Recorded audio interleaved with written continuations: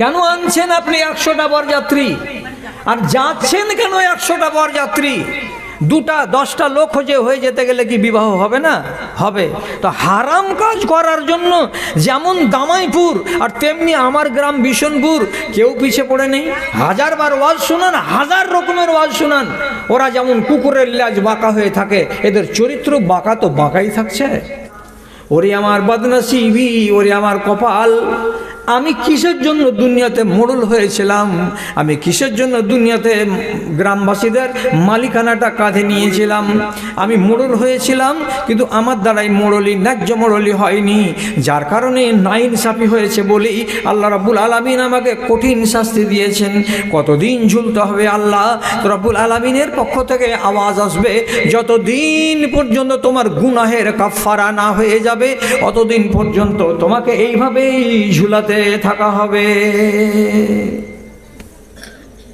কেন মানছেন না? কেন আপনারা কি কে ওয়াজ করবে? ইংল্যান্ড থেকে লোক এসে ওয়াজ করবে? 100 জন বরযাত্রী 150 জন বরযাত্রী আসার কোনো শরীয়তে একটা পা ভাঙা হাদিসও নাই। কেন আনছেন আপনি 100টা বরযাত্রী আর যাচ্ছেন কেন 100টা বরযাত্রী? 2টা 10টা লোক হয়ে যেতে গেলে কি বিবাহ হবে না? হবে।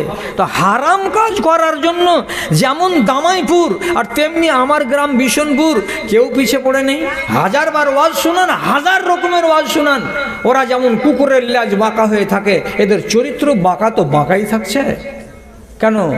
আল্লাহ তাআলা কি বলেছেন সূরা সাজদাতে? যারা আমার কথাকে শুনে আর শোনার পরে পাশ কাটিয়ে চলে যায়, এই লোকগুলোর মতো জালেম দুনিয়াতে আর কেউ নেই। আর যারা হবে জালেম, ইন্না মিনাল মুজরিমিনা মুনতাকিমুন, আমি এই সমস্ত জালেমের কাছ থেকে আমি বদলা চুকিয়ে নেব, আমাকে বদলা চুকাতে দেরি লাগবে না। এমন আযাব আসবে, এরা মনে মনে ভাবে যে কই আযাব আসছে যে মুলি সাহেব সুখে আছেন? একবার যান, 15 টাকার টিকিট লাগবে, কাটিহার স্টেশনে নেমে একবার মাঠখানা দেখে এসেন গা। 1000 বিঘা ভুট্টার জমিকে আল্লাহ রাব্বুল আলামিন পরশু দিনের হাওয়াতে সবকে জমিনে শুতিয়ে দিয়েছেন। এটা আযাব নয়? আপনি বেঁচে আছেন দামাইপুরের এলাকা, একবার ফারাক্কাতে যান, যা দেখে এসেন মুর্শিদাবাদের ওই এলাকাটা 100 বিঘা নয়, 1000 বিঘা জমিতে পেঁয়াজ আর রসুন লাগানো ছিল, আর খেসারি ছিল পাকা পাকার মুসরি, 4 আঙ্গুল করে পানি ধরিয়ে দিয়েছে গত পরশু দিনের পানিতে। আযাব নয়? আপনি বলেন না সুখে আছি। সুখে থাকেন, সুখে থাকেন, আর আল্লাহ আপনাকে সুখ দেয় এটাই বলছি, কিন্তু মগজটা খুলে একটু জ্ঞান করেন। তা কি? উত্তরপ্রদেশে যাবেন, বাহিরে কোনো ফাঁকা ময়দানে যদি নমাজ শুরু করেন, পুলিশে গিয়ে পা ছাকে গরম করে দিয়ে লকআপে ভরবে, আর একটা ধারা দিয়ে 15 দিন জেল খাটিয়ে মুচিলকা লেখে নিয়ে তারপরে ছাড়বে, বলবে এখানে যে তুই নমাজ পড়তে শুরু করেছিলি এটা কি তোর বাবার জায়গা? আর হাদিসে কি লেখা আছে? জয়লাতিল আরজু মাসজিদান ওয়া তুহুরা, পৃথিবীর যত জমিন আছে এই নবীর উম্মতিদের জন্য মসজিদ বানানো হয়েছে, পাক বানানো হয়েছে, যেখানে তুমি থাকো নমাজের টাইম হয়ে গেলে ওখানেই নমাজ পড়ে নাও। কিন্তু পশ্চিমবাংলার মানুষেরা নমাজ পড়তে পারে, আর এই ভারতবর্ষের উত্তরপ্রদেশের মানুষেরা যেখানে ইচ্ছা সেখানে নমাজ পড়তে পারে না। এমন আযাবে তারা গ্রেপ্তার হয়েছে। আপনি বলুন তো এটা আযাব কিনা? যে আসামে আইন হয়েছে কি, মুসলমানেরা জমি হিন্দুদের কিনতে পারবে না, কোনো হিন্দু মুসলমানের কাছে জমি বিক্রি করবে না। হিন্দুরা মুসলমানের জমি কিনে নিতে পারবে, কিন্তু মুসলমানেরা কোনো হিন্দুর জমি কিনে নিতে পারবে না। কি আযাব নয়? শুধু আপনি মনে করছেন আগুনে পুড়ালে আযাব হবে, এটা ভাবিয়েন না। আযাব রকমারই আছে। আল্লাহর নাফরমানি করতে গেলে রব্বুল আলামিন কাউকে ছেড়ে কথা বলবেন না। জি, যেমন ছেলে আর তেমন মেয়ে এই সমাজের লোক 1000 ওয়াজ করে করে নিজের চুল দাড়িকে আমি পাকিয়ে দিলাম, কেউ মানে না। ভাইরে, আয়েশার তো এগুলো বেটি, আর আয়েশা রাদিয়াল্লাহু তাআলা আনহার তো এগুলো বংশধর। মা আয়েশার কথা বলছি, উনি নিজে বলছেন কি, আমার যদি নফল রোজা রাখার ইচ্ছা হয় তা আমি নফল রোজা রাখি কখন?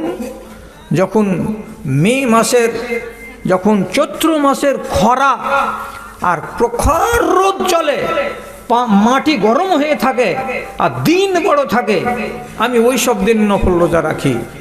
কি বুঝলেন? বুঝতে পারেননি এখনো? খুলে বলি আপনাকে। রাসূলুল্লাহ বলছেন, আল গানিমাতুল বারিদাতু আস-সাওম ফি শিতায়ে, জাড়ের দিনে যদি রোজা পাওয়া যায়, কপালে যদি জাড়ের দিনে রোজা পড়ে, তো নবীজি বলছেন এটা আল্লাহর দেওয়া দান তোমাদের উপরে। কেন? জাড়ের দিনগুলো হয় দিন ছোট, আর জাড়ের দিন হয় আরামের দিন, তখন আপনাকে কষ্ট কম হবে, আপনি ইবাদতটা ঠিক করে করতে পারবেন। এই জন্য নবীজি বলছেন জাড়ের দিনের রোজা হলো আল্লাহর একটা দান। আর গরমের দিনের রোজা হলো খুব বিপদের রোজা। তো মা আয়েশা ঠান্ডার দিন ছেড়ে দিয়ে যে উনি নফল রোজাগুলো যদি করবেন, তো জাড়ের দিন বাদ দিয়ে ওরকম চৈত্র মাসের খরার দিনে কেন রোজা রাখবেন? হযরতে আবু দারদা তিনি নিজেও বলছেন এবং মা আয়েশা নিজেও বলছেন, আমি কিসের জন্য অত গরমের দিনে রোজা রাখি? এই জন্য তিনি বলছেন যে বাজারে যেটা সস্তা জিনিস সেটা সবাই কিনতে পারে, আর যেটা আকরা জিনিস সবাই কিনতে পারে না। আকরা জিনিস 2-5টা লোক কিনবে, আর সস্তা জিনিস তো সবাই কিনতে পারবে। আল্লাহর জান্নাতটা হলো বড্ড দামি জিনিস। আল্লাহর জান্নাতের উচ্চ মান যদি নিতে হয়, আল্লাহর হায়ার র্যাঙ্কের জান্নাত যদি পেতে হয়, তার মানে দামি মাছ যদি কিনতে হয়, ইলিশের মাছ যদি কিনতে হয়, তো যেমন কিছু কিছু লোক পারবে, সব লোক পারবে না, তেমনি আল্লাহর হায়ার র্যাঙ্কের জান্নাত যদি নিতে হয়, তো তাহলে কিছু কিছু লোকেরাই পারবে। যারা নিজের নফসের উপরে বেশি বেশি করে কষ্ট করবে তারাই পারবে, আর যারা নিজের নফসের উপরে কষ্ট দেবে না তারা জীবনে কোনো দিন হায়ার র্যাঙ্কের জান্নাত পাবে না। ওই জন্য ঠান্ডার দিনকে বাদ দিয়ে আমি গরমের দিনে নফল রোজা চালাই। আল্লাহ, কোন কথা আপনাকে শুনেলাম, আর আপনি এটা শুনে কি ভাবছেন আর কি বলছেন আমি তা বুঝতে পারছি না। বাবারে, যে হিসাব করবেন না আপনার আয় আর ব্যয়, আমি কতটি ভালো করছি আর আমি কতটি মন্দ করছি, এই কথাগুলো কি আপনাকে হিসাব করতে হবে না? করতে হবে। হিসাব করলে মানুষের লাভ লস মানুষ জানতে পারবে। আর যদি আপনি আপনার আমলের হিসাব করেন, তাহলে আলহামদুলিল্লাহ আপনাকে বলছি আপনার পাপ কমবেই কমবে কমবেই কমবে। আপনি যদি প্রত্যেক দিন রাতের বেলায় বা 2 দিন 4 দিন পর পর নিজের আমলের হিসাব করেন, তো কেমন হিসাব করবো আমি?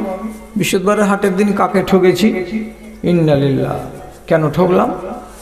রসুল যে বলেছেন কেউ যদি আমার উম্মতিকে ফাঁকি দেয় সে আমার উম্মতি নয়, তাহলে আমি তো রসুলের উম্মত থেকে খারিজ।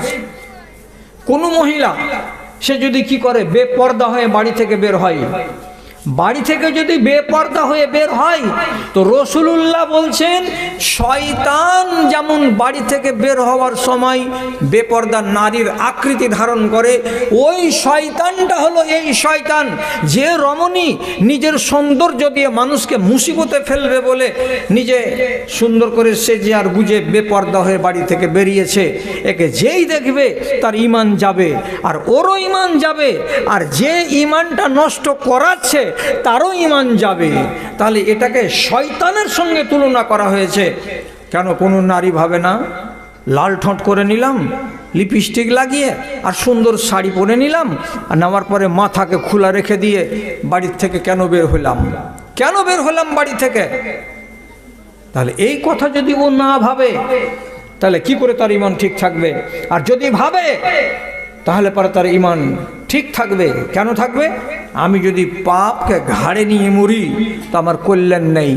আর যখন নিজের হিসাব নিজে করবে তখন কিন্তু ঠিক থাকবে যে আল্লাহ আমি নেকির পাল্লাটাকে ভারী করি আর পাপের পাল্লাটাকে আমি কমাই। এ কথাটা আপনার মগজে আসবেই আসবে। সাহাবায়ে কেরাম হিসাব করতেন। কেমন হিসাব আপনাকে একটা বুঝাচ্ছি, শুধু বুঝাবার জন্য হাদিসটা বলছি। একজন সাহাবী মসজিদে নববী থেকে তার বাড়িটা ছিল দূরে দূরে, আর 5 ওয়াক্তের নামাজে বেচারি হেঁটে আসতো মসজিদে নববীতে। তো একদিন আবু আইয়ুব আনসারী বলে এক সাহাবী, উনি পরামর্শ দিয়ে বলছেন, কি পরামর্শটা? লাউ ইশতারাইতা হিমারান তারকাবহু ফি জালমায়ে ওয়া জালফায়ে।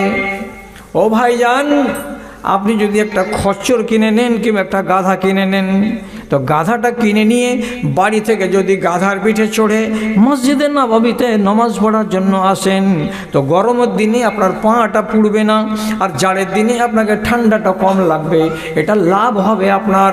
এই জন্য বলছি, খালি পায়ে রোজ রোজ হেঁটে মসজিদে না এসে আপনি একটা খচ্চর কিংবা গাধা কিনে নেন আর ওতে চড়ে নামাজ পড়তে আসেন, তো এটা বড্ড ভালো হবে। আবু আইয়ুব আনসারীর কথাটা শুনে লোকটা বলছে, তুমি আমার সুখের হিসেব করেছ, এতে সুখ হবে? আমি সুখের হিসাব করিনি, আমি আমার নেকির হিসাব করেছি। হিসাব করিনি এমন কথা নয়, তোমার হিসাবের সাথে আমার হিসাব মিলবে না। আমার হিসাব হলো আমি কোনটে ফজিলত বেশি পাবো তা দেখেছি, আর তুমি হিসাব করেছো কি যে আমার আরাম হবে কোনটা পথ করতে গেলে, তা তুমি দেখেছো। আমার আরামের দরকার নেই, আমার নেকির দরকার আছে। তো কেন ভাই, এতে লাভ কি হবে আপনার? তখন তিনি বলছেন, নবীজি বলেছেন, লেকুল্লে খতুয়াতিন হাসানাতুন। আল্লাহ রাব্বুল আলামিন বলছেন, একটা নমাজি মানুষ বাড়ি থেকে যখন নমাজের উদ্দেশ্যে বের হবে, তো যতবার পা উঠাবে ততবার তার প্রত্যেকটা কদমে কদমে একটা করে দরজা উঁচু করা হবে, আর একটা করে পাপ তার মুছে দেওয়া হবে। তো আমার বাড়ি থেকে যদি 150 ধাপ আমাকে মসজিদ পর্যন্ত আসতে হয়, তো যাবার বেলাতে 150টা আমার নেকি উপর দিকে উঠলো, আর 150টা পাপ আমার খাতা থেকে মুছে গেল। তেমনি যাবার বেলাতেও 150টা নেকি আমি পাবো, আর 150টা গুনাহ আমার নষ্ট হবে। এই জন্য আমি পায়ে হেঁটে হেঁটে আসি, দূর থেকে আসি, ঘোড়ার পিঠে চড়ে আমি আসি না। বলো তো আমার হিসাব ঠিক আছে না তোমার হিসাব ঠিক আছে? বুঝা গেল এই লোকটার হিসাব কেমন, আর আপনি আর আমি এটা আমরা হিসাব করছি কেমন, এটা তো দেখা দরকার। ভাইজান আর আমার দাদারা আর আমার ভাইয়েরা, ঘাট থেকে বোঝাটাকে আপনি নামিয়ে নেন। নামিয়ে যদি নিতে চান, তাহলে তার একটাই মাত্র পথ, আপনাকে সব ছেড়ে সব ভুলে আল্লাহ তাআলার সামনে মাথাটাকে নিচু করে নিজের ভুলটাকে স্বীকার করতে হবে যে হ্যাঁ, আমি একটা অপরাধ করেছি, মাবুদ তুমি আমাকে ক্ষমা করো। বড় কথা বললাম কি? কোনো ঝামেলার কথা বললাম কি? পাপ করবেন, পাপ করার পরে পরে আপনি বলবেন আল্লাহ আমাকে মাফ দাও। সাহাবীদের চরিত্র ছিল এইটাই, ভুল হয়ে যাচ্ছে মাঠে আর দৌড়ে আসবেন নবীজির কাছে, আল্লাহ রাসূল এই ঘটনা ঘটে গেছে, আপনি বলুন কি করব আমি? তো আপনার দ্বারা যে ভুল হচ্ছে, তো আপনার যুগে কি নবী আছে? আর নবী নেই। আপনাকে নিজে নিজে এই কথাগুলোকে শিখে নিয়ে কাজ করে বসতে হবে যে আমি ভুল করেছি, আমার ভুলটাকে যদি আমাকে মার্জনা করাতে হয় তোমাকে কি করতে হবে? শুধু কাজ হলো এই ভুলটাকে আপনার ঘাট থেকে নামাবার জন্য মুখ দিয়ে ইস্তেগফার করা, এছাড়া দুনিয়াতে আর কোনো ওষুধ নেই এর। ইস্তেগফার কাকে বলে? ইস্তেগফার কাকে বলে? আল্লাহর কাছে ক্ষমা চাওয়া।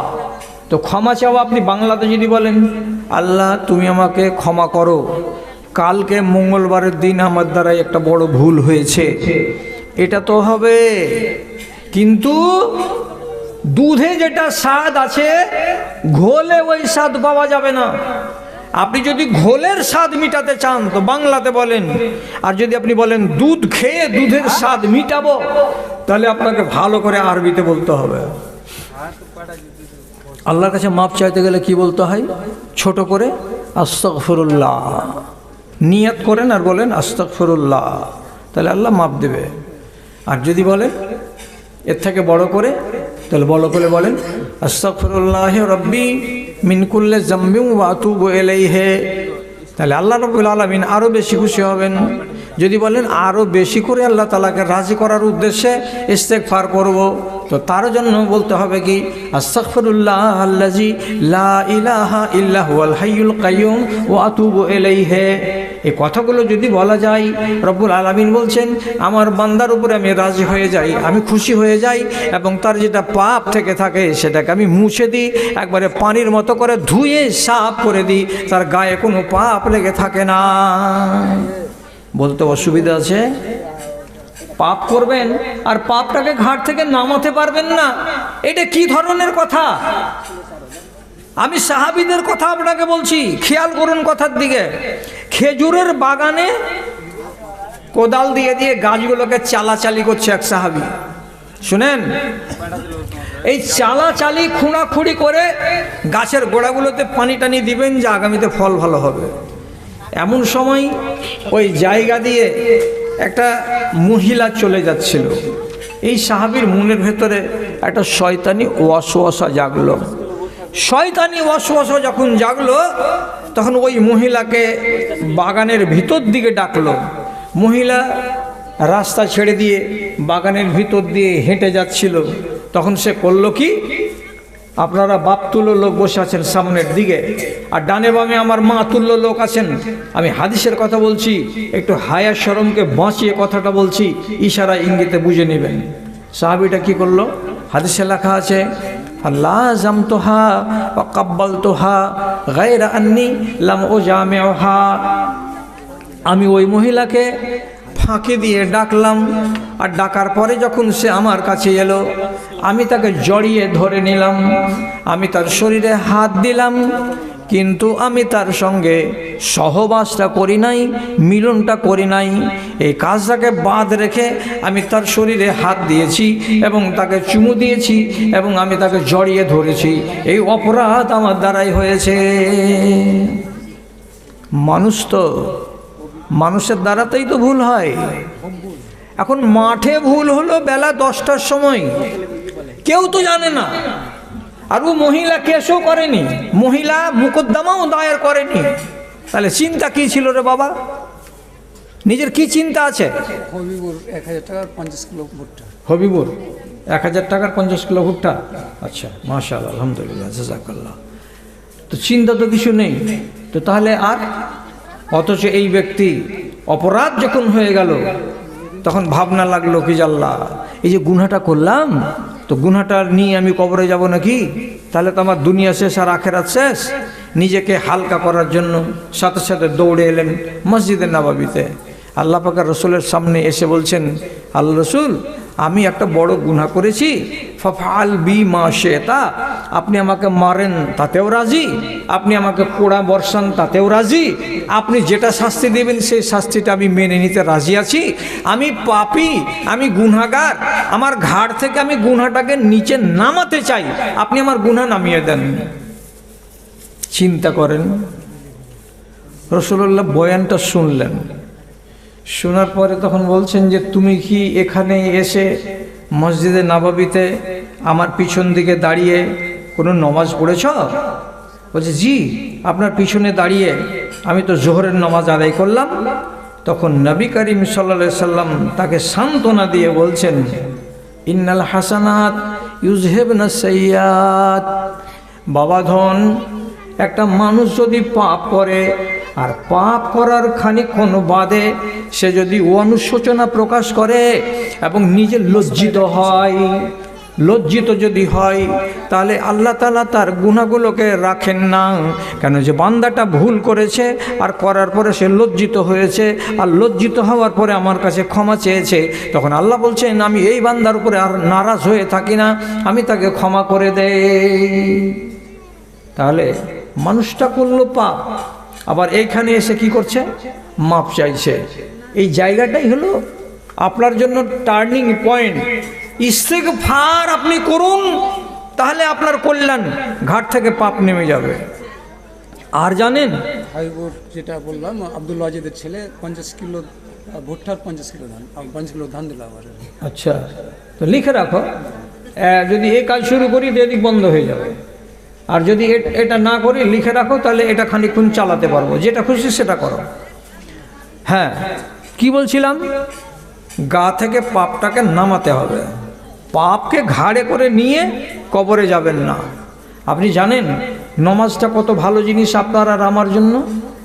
আপনি খেয়ালই করেননি জীবনে যে নমাজের ভেতরে দাঁড়িয়ে নমাজটাকে শেষ করতে গিয়ে আমি আল্লাহ তাআলার কাছে 4 বার মাপ চাই। আপনি তো বলবেন এখন কই, আমার তো মনে পড়ে না। আমি তো 4 বার মাপ চেয়েছি, তুমি বলছো কথাটা, তা আমার তো মনেই পড়ে না যে আমি কখন আল্লাহ তাআলার কাছে মাপ চাইলাম। নমাজ এমন একটা ঔষধ, আপনার সমস্ত পাপকে ধুয়ে দিবে। জি, এটা কথা মনে রাখবেন। কারণ রাসূলুল্লাহ হাদিসে বলছেন, কুমু ইলা নিরানিকুমুল্লাতী আওকাদতুমুহা ফাতফিউহা বিসসালাতে। ও মানুষেরা, হাটে যদি আগুন লাগিয়ে থাকো নিজের কপালে, মাঠে যদি আগুন লাগিয়ে থাকো নিজের কপালে, চায়ের দোকানে বসে বসে যদি আগুন জ্বালিয়ে থাকো নিজের কপালে, তাহলে যেখানে আগুন জ্বালাও না কেন, আল্লাহর ঘরে যদি মসজিদে এসে নামাজে দাঁড়াও, তাহলে নমাজ তোমার মাঠের আগুনকে মুছে দেবে, তোমার চায়ের দোকানের আগুনগুলোকে মুছে দেবে, তোমার ঘাটের আগুনকে আল্লাহ তাআলা নমাজের মাধ্যমেই মুছে দেবে। আপনি বলবেন হাটে কেমন করে আগুন জ্বালালাম? মিথ্যা কথা বলে যদি সামান বিক্রি করেন, তকদিরে আগুন জ্বালিয়েছেন। চায়ের দোকানে বসে বসে যদি গিল্লা গুজব করে থাকেন, নিজের কপালে আগুন জ্বালিয়েছেন।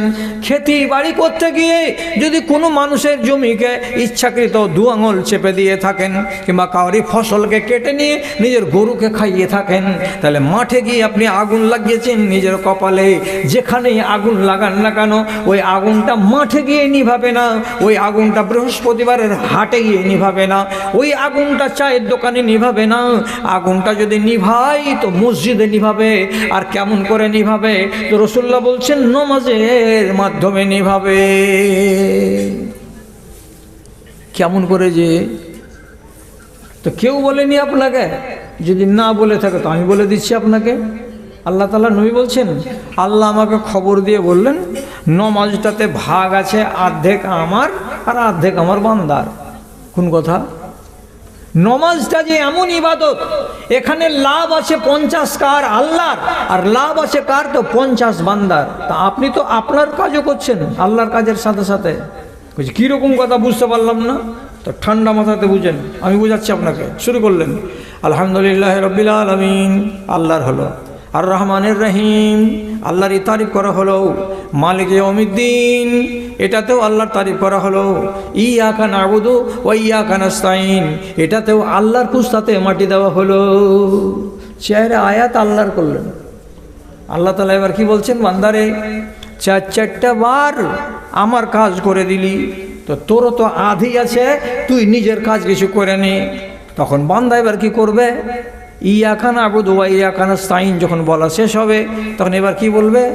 ইহদিনাস সিরাতাল মুস্তাকিম। এটা হলো বান্দার মানেটা কি?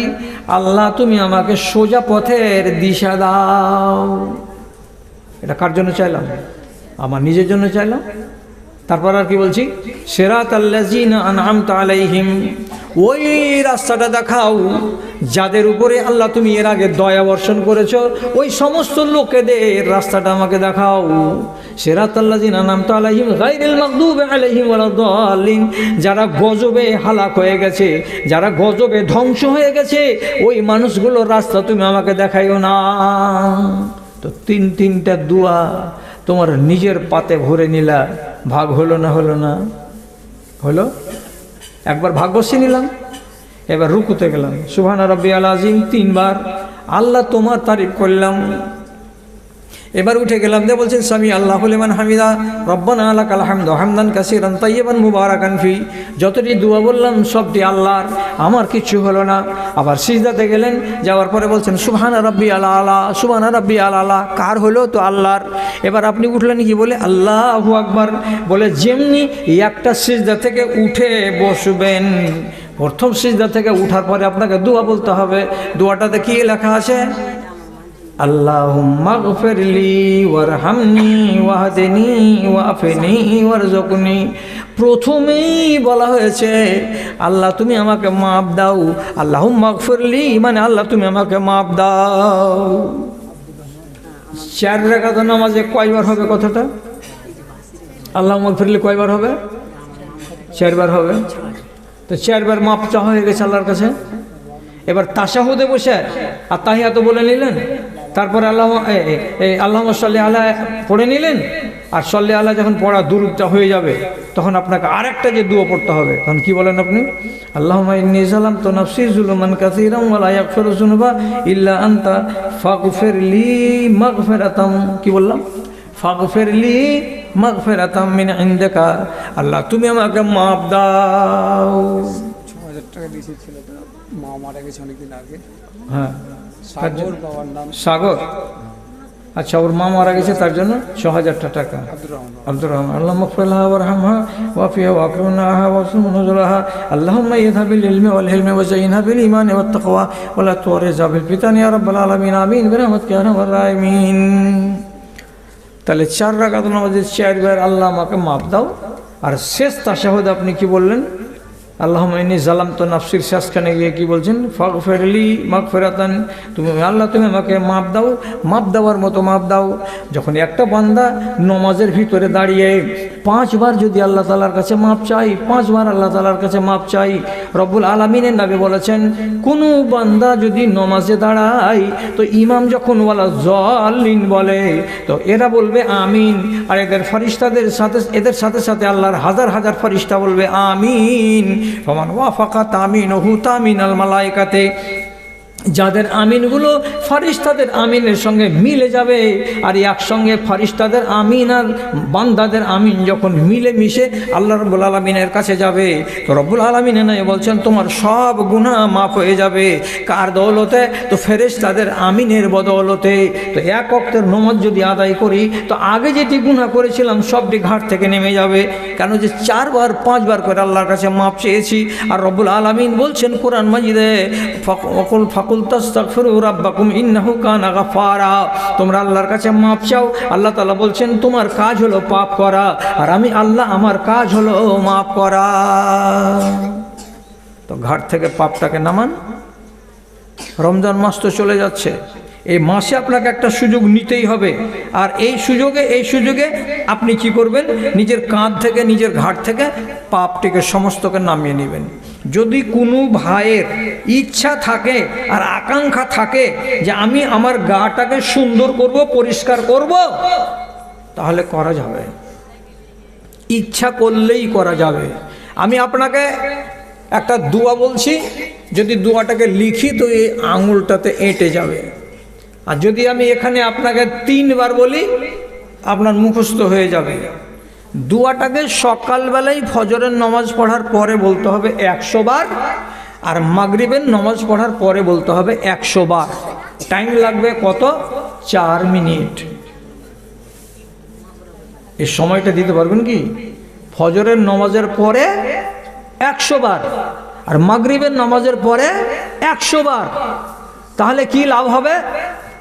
তো রাসূলুল্লাহ বলছেন হাত্তাত খাতায়াহু ওয়াইন কানা মিসলু জাবাদিল বাহারে, ওই লোকটার গুনাহকে মাফ করে দেওয়া হবে। কতটি গুনাহ? সমুদ্রের কিনারায় ফেনা জমে 2 হাত মোটা হয়ে 3 হাত মোটা হয়ে কত দূর জমে? তো 30 কিলোমিটার, 40 কিলোমিটার, 50 কিলোমিটার দূর এলাকা নিয়ে সমুদ্রের কিনারায় যত ফেনা থাকে, তোমার বান্দা তোমার যদি গুনাহ সমুদ্রের ফেনার সমানও হয় তো আমি আল্লাহ এই দুয়াটার বদৌলতে তোমার সব গুনাহকে ধুয়ে দেব, মুছে দিব, সাফ করে দিব, তোমার গায়ে গুনার লেশ মাত্র থাকবে না। কত ফজিলত দুয়াটার! যার মুখস্থি আছে তো তার আছে আলহামদুলিল্লাহ, আর যার মুখস্থি নাই আমি 3 বার বলছি, মুখস্থি করে নেন। দোয়াটা কি? সুবহানাল্লাহি ওয়া বিহামদিহি সুবহানাল্লাহিল আযীম। ভারী আছে কি? সুবহানাল্লাহি ওয়া বিহামদিহি সুবহানাল্লাহিল আযীম, সুবহানাল্লাহি ওয়া বিহামদিহি সুবহানাল্লাহিল আযীম। 3খানা কথা বললাম, আর এই 2খানা বাক্য বললাম, আর এই 2খানা বাক্যকে আমি কবার বললাম? সকালে 100 বার আর বিকালে 100 বার। তাতে যদি আমার গাটা তুলসী পাতের মতো হয়ে যায়, জমজমের পানি দিয়ে ধুয়ে নেওয়ার মতো পরিষ্কার হয়ে যায়, তো আমাদের মতো পাপী তাপী মানুষগুলো এই আমলটা কেন করবে না রে দাদা? কেন করব না? পাপ তো সবারই। কে পর্দা করে না? কে স্বামীর কথা শুনে না? কে কে স্বামীর এনে দেওয়া শাড়ি পছন্দ করে না, টাকা নিয়ে বেরিয়ে যাচ্ছে শপিং মলে গিয়ে একাই একাই ভদর ভদর করে দুশ্মনদের সাথে কথা বলে বাজার করে চলে আসছে। এইরকম বেহায়া নারী আমাদের সমাজে হাজার হাজারটা। কেউ বেপর্দা হয়ে চলে যাচ্ছে বরযাত্রী সেজে সর্দারের বেটার বিয়েতে, অথচ মেয়ে ছেলে যাওয়ার কোনো নাম গন্ধ হাদিসের পাতাতে নেই, তারপরেও বেহায়া হয়ে চলে যাচ্ছে। তো এগুলো যে গুনাহ আছে, আপনার যে হাজার হাজার গুনাহ পড়ে আছে, এগুলো সব থেকে যদি আপনাকে মুক্তি নিতে হয়, তাহলে প্রত্যেক দিন আপনাকে নিজের গাটাকে ধুতে হবে। কি দিয়ে ধুবো? তো দুয়া দিয়ে ধোয়া। জি, যদি বলেন আমার দ্বারাই হবে না যে মনি সাহেব, আমার গুনাহ খাতা একটু বেশি আছে, তো বেশি গুনাহ খাতা থাকতে গেলে ফেরেশতার সাহায্য নেন। কার সাহায্য? ফেরেশতার। ফেরেশতা যদি আপনার জন্য দোয়া করে দেয় তো করলেন। আপনি বলবেন যে আমার মতো মানুষের জন্য আল্লাহর ফেরেশতা কেন দোয়া করবে? করবে। আমি আপনাকে বলছি আল্লাহর ফেরেশতা আপনার জন্য দোয়া করবে, যদি আপনি কথাটা মানেন আর কথাটা শোনেন। কে মানবে? দুঃখ করে আমি অনেক জায়গাতে বলেছি, হ্যাঁ, বলবো কারে শুনবে কে রে, বলবো কারে শুনবে কে রে, আছে কাহার জিন্দা প্রাণ, দেহখানি মরে গেছে খাড়ো আছে দুটো কান, দেহখানি মরে গেছে খাড়ো আছে দুটো কান। আলেম ওলামাদের কথা শোনার মতো লোক দুনিয়াতে বেঁচে নাই। যদি বেশি বেশি শুনে তো জুমার খুতবাটা শুনবে, আর শোনারই লোক আছে কিন্তু মানার একটা লোক নাই। ফেরেশতার সাহায্য নেবেন। ফেরেশতা যদি আপনার হয়ে দোয়া করে দেয়, বাস আপনার কল্যাণ। যে নিব ফেরেশতার সাহায্য কেমন করে নেব মাওলানা? তো আপনাকে একটা ছোট্ট আমল বলছি, পারলে করেন, না পারলে না করেন। আমি তো আপনাকে জোর জবরদস্তি করতে আসিনি। রাসূলুল্লাহ বলছেন, মান বাতা তাহিরান, কোনো মানুষ সারাদিন নমাজ রোজা কতটা করলো না তার ব্যাপার। ইশারের নমাজের পরে খানা টানা খেয়ে দে, যখন ঘুমাতে যাবে তখন ধরে নেন এশা নামাজের পরে আধা ঘন্টা 1 ঘন্টা সময় এদিক ওদিক করে দেওয়ার পর যখন ঘুমাতে যাবে, তখন তাকে একটা কাজ করতে হবে। কাজটা কি? ওযু করে ঘুমাতে হবে, ওযু করে বিছানায় যেতে হবে। আপনি যদি বলেন ওযু আছে বলে সাহেব, ফের ওযু করতে হবে। ওটা নামাজের জন্য ওযু করেছিলেন, ওযুটা আছে কি না আছে মনে নেই, ওযু করে নেন। আপনি বলবেন নামাজ পড়তে হবে নাকি? না, নামাজ পড়তে হবে না। আপনি নামাজের জন্য ওযু করছেন না, ওযুটা করলেন, করার পরে নিজের বিছানাতে শুয়ে যান। তবে শর্ত হলো 1 নম্বর, বিছানাতে যেন কোনো ছোট ছেলেপিলার কোনো পিশাব না থাকে। আপনাদের নিজেদের স্বামী স্ত্রীর কোনো রকমের কোনো ধরনের ওইখানে যেন না পাকি বিছানাতে যেন না থাকে, বিছানা যেন পাক হয়। এবার আপনি ওযু টজু করে শুয়ে গেলেন, শুইবার কারে আদবটা মেনে শুইতে হবে। কেমন আদব? হাতের তালুটা ডান হাতের ডান গালের উপরে দিতে হবে। প্রথমেই আপনাকে ডান দিকে বালিশে মাথাটাকে এমনি করে কাত করে রেখে ঘুমাতে হবে। আর ঘুমাবার আগে তারপরে আপনাকে দোয়া করে নিতে হবে। 1 নম্বর দোয়া, ঘুমাবার দোয়া। বলুন আগাদিকার লোক, কি দোয়া বলে ঘুমাবো? কি দোয়া বলে ঘুমাবো? চালা করেন।